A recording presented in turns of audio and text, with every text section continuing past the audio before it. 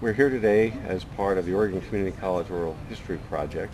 My name is Rick Levine. I'm the retired president at Rogue Community College, and I'm here today to interview Henry Peet, who was the first president of Rogue Community College and one of the pioneers of the community college movement. I think one of the first questions that I've got, Henry, is just maybe a brief uh, background on your educational history as far as some of the work you did prior to coming to community colleges. Okay. Well, to start with, I'm sort of a native of Southern Oregon. I was born in Glendale, Oregon, graduated from Glendale High School. And then I went to Albany College, and it was the one that later on became Lewis and Clark College in Portland. And when I got through there, I taught in high schools, and I coached basketball and baseball. Last two places I was at was Forest Grove and Sandy High Schools. Then I became a vice principal, and I was working on an administrative credential, and I became superintendent at Philomath. And then I went, after I was there for about 11 years, I was working on a doctoral program at Oregon State. And then I went from there down to Phoenix, Oregon School District, and was superintendent there.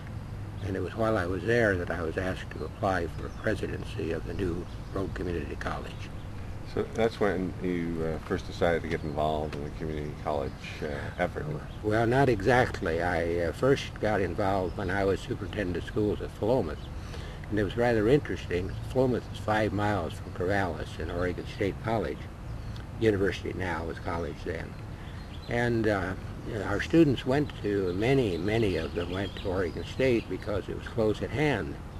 But it being a rather large, prestigious college, many of them were not able to cope and dropped out.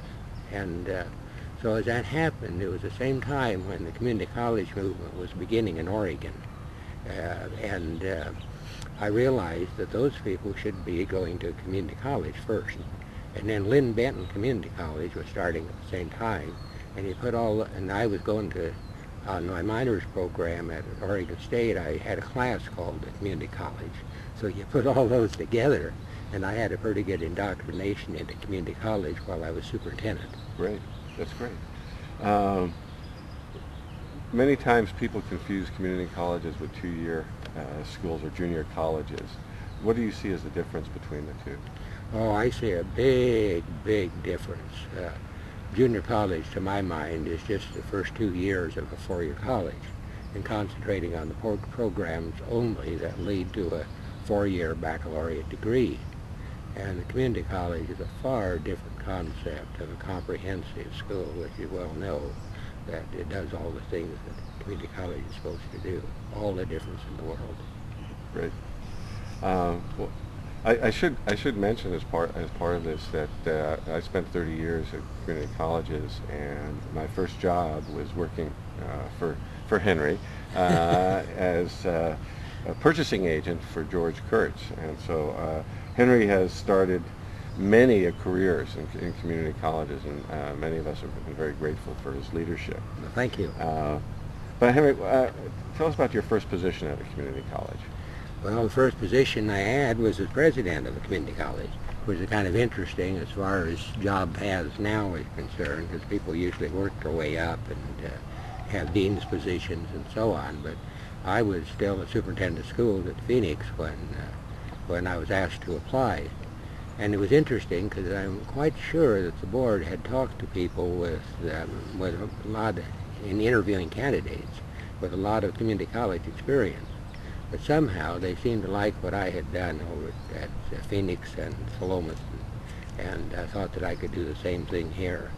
And hopefully it turned out that way. And what year was that? That would have been 1971. Okay, thank you. How well do you think you were prepared for that, your first presidency? Well, surprisingly better prepared than many might think without having been in a community college before. But you've got to understand, too, that the community colleges are so new that in Oregon, for example, 10 years before that, there hadn't been a single community college. So within 10 years' time, there were 13 new ones So they could not find experienced community college people for all of them. So somebody with a superintendency was qualified to do the same thing. And I thought with the two places that I had been were small school districts alongside of a large city, Corvallis in the first place, Medford in the second place, and I kind of had the feeling here that a small community college could survive real well in competition so-called, against the other larger, the ones from the larger places. And the board seemed to think that too. Great, great. As the first president of Road Community College, there obviously was, the whole beginning of developing the college and figuring out how it all would come about. What were your biggest challenges? I think the biggest challenge in my mind was trying to do everything community college was supposed to do, a comprehensive community college, and do all the fields of it without adequate money.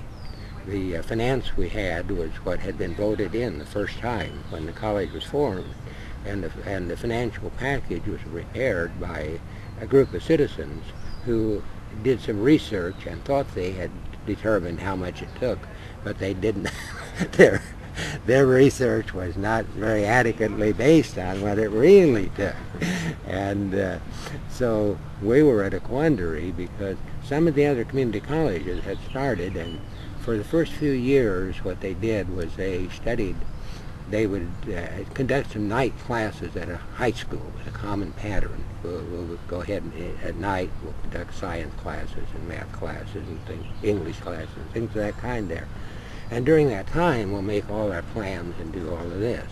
But most of them did not have the ready-made, so-called ready-made campus that we had. And our community was ready to go. They thought they had a campus out here, and they wanted classes in it, and we had to do that without adequate financing, and that was really a challenge. Let me follow up though. What do you think though, with those challenges, were the biggest rewards that came out of? Well, I think the biggest reward was because we were community-based. We were so community-based that we took people who had, in so many cases, had needed a change in lifestyle or needed a change in occupation or had lost confidence in themselves, and who came here, and we restored their confidence in themselves, put them back on their feet, as it were, and it was just a tremendous satisfaction to do that. That's great. Do you want a break for?